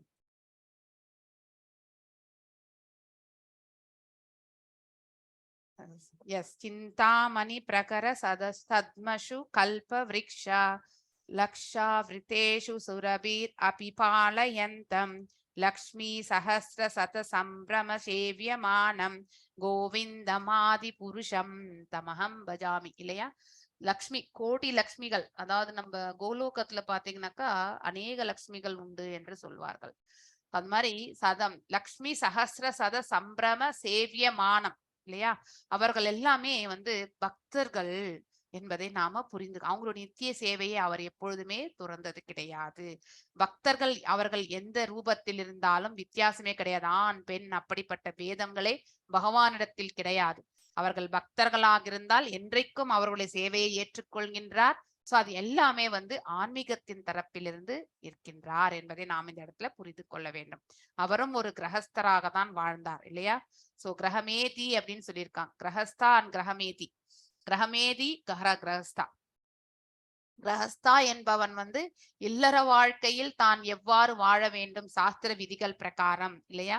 சோ பிரம்மச்சரியத்தை அவன் எவ்வாறு வந்து கடைபிடிக்க வேண்டும். கிரகஸ்தனாக இருக்கும் பொழுது அந்த ஹஸ்பண்ட் அண்ட் ஒய்ஃப் இருக்கக்கூடிய அந்த ரிலேஷன்ஷிப்பை கடைசி வரைக்குமே வந்து, அதாவது நம்பிக்கை எனக்கூடிய அந்த பிளாட்ஃபார்ம்ல இருந்து எடுத்துட்டு போகணும். ட்ரஸ்ட் இல்லையா, அதை என்னைக்குமே உடை தெரியக்கூடாது. இருவருக்கும் இடையில இருக்கக்கூடிய அந்த ரிலேஷன்ஷிப், அந்த முறையில் தான் பகவான் வந்து அதாவது வாழ்ந்தார் என்று இந்த இடத்துல நம்ம பார்க்கின்றோம். So தஸ்யைவயம் ரமமானஸ்ய சம்வத்சரை Canaan பகூன் கிரகமேதேஷு Yogesh Viraga சமஜாயதக. சமஜாயதா என்பது அதாவது நம்ம வயோதிகம் ஆக ஆக நம்ம வந்து நம்ம இந்த நம்ம ஃபேமிலியில இருந்தா கூட துறவு எனக்கூடிய அந்த செயலில் நாம கண்டிப்பாக ஈடுபட வேண்டும். நம்ம உடல் தேவைகளை வந்து நாம கண்டிப்பாக குறைத்து கொள்ள வேண்டும். அதனால் உடலால் சுகிக்கக்கூடிய சேவைகள் அனைத்தையுமே நாம வந்து அதுல இருந்து நம்ம விலகுவதற்கான மார்க்கத்தை நாம தேடணும். அதனாலதான் பகவான் அதே ரோல் மாடலா தான் இந்த இடத்துல வாழ்ந்தார் என்பதை இந்த ஸ்லோகத்திலிருந்து நமக்கு எடுத்துரைக்கப்படுகின்றது. இவ்வாறாக பகவான் பற்பல ஆண்டுகளாக இல்லற வாழ்வில் ஈடுபட்டிருந்தார். சோ இல்லையா. ஆனால் இறுதியில் நிலையற்ற அந்த பாலுறவு வாழ்விலிருந்து அவர் பற்றற்ற நிலையை முழுமையாக வெளிப்பட்டது. சோ அவர் எப்பொழுதுமே அவருடைய செயல்பாடுகள் அனைத்துமே பௌதிகத்துல நம்ம கம்பேர் பண்ணவே முடியாது. ஆனால் சுயம் இந்த இடத்துல வரும்பொழுது அந்த நிலைகள் அவர் வந்து அதாவது சிறிதளவாவது அவர் ஈடுபட வேண்டிய சுச்சுவேஷன்ஸ் இருக்கும் பொழுது அதில் அவர் ஈடுபட்டாலுமே அது அனைத்துமே வந்து அதாவது ஆன்மீகத்தின் இருந்து அவர் செயலாற்றக்கூடிய அந்தரங்க சக்தியின் செயலாற்றக்கூடிய செயலாக மாறிவிடுகின்றது. ஏனென்றால் இந்த இயற்கையினுடைய 3 குணங்களுக்கும் அப்பாற்பட்ட நிலையில் அவருடைய செயல்பாடுகள் அமைந்திருப்பதால். சோ எவ்விதமான பௌதிக பால் உறவு வாழ்விலும் பகவான் பற்று கொண்டவர் இல்ல என்ற போதிலும் ஜெகத் குருவான அவர் ஒருவன் இல்லற வாழ்வை மேற்கொள்ள எவ்வாறு வாழ வேண்டும் என்பதற்கான வாழ்க்கையை அவர் வந்து வாழ்ந்து காட்டினார் என்பதை பிறருக்கு போதிப்பதற்காக பற்பல ஆண்டுகள் ஒரு இல்லறவாசியாகத்தான் இருந்தார் இல்லையா. நம்முடைய கடமைகள் என்று இருக்கிற வரைக்கும் நம்முடைய குடும்பத்தை நாம கண்டிப்பாக வந்து நம்முடைய கடமைகளை நிறைவேற்ற வேண்டும். ஆனால் அவையெல்லாம் வந்து ஒரு 50 வயதுக்கெல்லாம் நம்ம நிறைவேற்றும் பொழுது அதன் பிறகு வந்து எல்லாம் அதாவது பகவானின் தரப்பில் நம்முடைய பக்தி செயலை ஈடுபதற்கான நம்முடைய பாதையை நாம மாற்றி அமைத்துக் கொள்ள வேண்டும். அப்பயும் நம்முடைய சென்ஸ் கிராட்டிபிகேஷன் அதாவது புலநுகர்ச்சி செயல்களில் நாம் ஈடுபடணும்ன்ற அந்த நிலையில் நாம வந்து கண்டிப்பாக வேறுபட்டு நிற்க வேண்டும். அதிலே நம்ம கண்டினியூ பண்ணக்கூடாது. சமஜாயத்தே என்ற சொல் வந்து முழுமையாக வெளிப்படுத்தினார். மேனிஃபெஸ்டட். அவரே ஒரு உதாரணமாக தன்னை வந்து வாழ்ந்து காட்டினார் என்று இந்த இடத்துல பதத்துல வந்து சொல்லப்படி. துரத்தல் என்பதிலும் அவர்தான் ஹையஸ்ட் இல்லையா. பற்றற்ற நிலையிலுமே அவர்தான் ஹையஸ்ட். அப்படி இருக்கும் பொழுது வந்து எதையுமே அவரால வந்து பற்றில்லாமல் செய்யக்கூடிய தன்மை அவரிடத்தில் வந்து வெளிப்படுத்த முடியும். சோ அதாவது ஒரு குழந்தை பெறுவதற்காகவே மட்டுமே தாய் தந்தையருடைய இது இருக்கணும்ன்றது வந்து தாம்பத்தியம் இருக்கணும்ன்றதே வந்து நம்ம வேத சாஸ்திரங்கள் பிரகாரமே நம்ம படிக்கிறோம் இல்லையா. சோ அதாவது பகவானுடைய பக்தி தொண்டு புரிவதற்காக ஒரு பிள்ளை பெறுவதற்காகவே தன்னுடைய அதாவது பாத்தீங்கன்னாக்கா இந்த உறவை வந்து ஏற்படுத்தி கொள்ளணும்ன்றதுதான் வேத சாஸ்திரங்கள் சொல்கின்றது. சோ அதனால எப்பொழுதுமே நாம வந்து இந்த பௌதீக சுகத்திற்கு நம்ம வந்து மனதை லயிக்க கூடாது. ஏன் லயிக்க கூடாது என்றால் அதிலேயே நாம வந்து மூழ்கி விடுவோம். நாம் எந்த செயலில் ஈடுபடுகின்றோமோ அதனாலே நாம் ஈர்க்கப்பட்டு விடுவோம். அதுதான் மனிதனுடைய சுபாவம் இல்லையா. சோ ஒரு முறை நாம் அந்த பாதையிலே செல்கின்றோம் என்றால் எஸ் ஃபார் எக்ஸாம்பிள் பொருள் ஈட்டணும்னு சொல்லிட்டு நம்ம வந்து போனோம்னாக்கா அதுவும் ஒரு காமம் தான். சோ வெறுமனே வந்து நம்ம புலன்கள் செய்யக்கூடிய அதாவது சென்ஸ் கிராட்டிபிகேஷன் மாற்றம் காமம் கிடையாது. நாம் எதன் மீது அதிகமாக பற்றுதல் கொள்கின்றோமோ அதுவே காமம் தான். ஃபார் எக்ஸாம்பிள் எனக்கு நிறைய சொத்து சேர்க்கணும்ன்ற ஆசை இருந்தா அதுவும் வந்து காமம் தான் இல்லையா. நிறைய பொருள் ஈட்ட வேண்டும் என்ற ஆசை இருந்தால் அதெல்லாம் பௌதீக சம்பந்தப்பட்டது. அதையே வந்து நம்ம மடைமாற்றி ஆன்மீகத்தின் தரப்பில் எடுத்துட்டு வரணும். ஒருவன் வாழ்நாள் முழுவதும் இல்லற வாழ்விலே பற்று கொண்டிருக்க கூடாது. அதாவது அதுவே சுகம் என்று நினைத்து கொண்டிருக்கூடாது என்பதை தமது சொந்த உதாரணத்தால் பகவான் வந்து போதிக்க விரும்பினார். அனைத்துமே போதனைகள் தான் நமக்கு, இல்லையா? நாடளவில் ஒருவன் இயல்பாகவே துறவு மனப்பான்மை விருது செய்து கொள்ள வேண்டும். எஸ், நம்ம வந்து பௌதிகத்தின் தரப்பிலிருந்து விலகுவதற்கான மார்க்கத்தை வந்து ஆன்மீகத்தின் நாடி செல்லும் பொழுது அதுல வந்து நம்ம வந்து முன்னேறி செல்ல வேண்டும். சோ அவர் எனினும் தமது நித்திய சகாக்களாக இருந்த உன்னதமான இடையர்குல கன்னி பெண்கள், அதாவது அவருடைய மனைவிகளை பற்றி சொல்கின்றார். சோ அவர்களுடைய சகவாசத்தை அவர் துறக்கவில்லை. அப்படின்னா there will be எப்பவுமே ஹஸ்பண்ட் ஒய்ஃப் ரிலேஷன்ஷிப் உண்டு. ஆனால் அந்த இடத்துல வந்து பௌதிகத்தின் தரப்பில் ஏற்படக்கூடிய உறவுகள் கிடையாது. வெறுமனே வந்து பக்தன் மற்றும் பகவான் என்ற அந்த சம்பந்தத்தோடு அவர் வாழ்ந்தார். ஆனால் இந்த 3 ஜட இயற்கை குணங்களிலும் அவர் கொண்டிருந்த பேரளவான பற்றி அவர் துறக்க விரும்பினார். அததான் வந்து பிரம்ம சமீத்துல சொல்லப்பட்டிருக்கிறதாக. ருக்மணி அவர் வந்து ஒரு சிறந்த பக்தை. அவர் வந்து ஆக்சுவலி சோ துளசி தளத்தை வைத்து துலாபாரத்தை வந்து அதாவது அதையே ஹையஸ்டா காட்டினவர், இல்லையா, ருக்மணி தாயார். சோ அந்த அளவுக்கு பக்தியை கொண்டவர் கண்ணன் மீது. சோ முதலான அவரது உன்னத சகாக்களின் சேவை அவரால் ஒருபொழுதும் வந்து துறக்க முடியாது, இல்லையா? அதனாலதான் பக்தர்களுடைய சேவையை பகவான் என்றைக்குமே துறக்கிறது கிடையாது. அவர் எந்த முறையில் அவர்கள் ரிலேஷன்ஷிப்பை ஏற்படுத்தியிருந்தாலும் 5 விதமான ரிலேஷன்ஷிப்ல சாந்த ரசமாக இருக்கலாம், இல்லை சாக்கிய ரசமாக இருக்கலாம், இல்லை மாதுரிய ரசமாக இருக்கலாம், இல்லை வாத்சல்ய ரசமாக இருக்கலாம், இல்ல தாஷ்ய ரசமாக இருக்கலாம். நாம எந்த விதத்தில் பகவானிடத்தில் உறவு கொள்கின்றோமோ அந்த ரிலேஷன்ஷிப்பை கடைசி வரைக்குமே பகவான் வந்து இட்டு செல்கின்றார் என்ற அந்த விளக்க முறையோட நான் இன்றைக்கான இந்த பதிவை வந்து நிறைவு செய்கின்றேன். வாஞ்ச கல்பதாருபிய கிருப சிந்துபிய பச்ச பதிதனாம் பாவனேபியோ வைஷ்ணவேபியோ நமோ நம அனந்த கோட்டி வைஷ்ணவ விருந்த கி ஜெய். நாமாச்சாரிய ஹரிதாஸ் தாகூர் கி ஜெய். ஹரே கிருஷ்ணா கிருஷ்ண கிருஷ்ண ஹரே ஹரே, ஹரே ராம ராம ராம ஹரே ஹரே. எஸ்.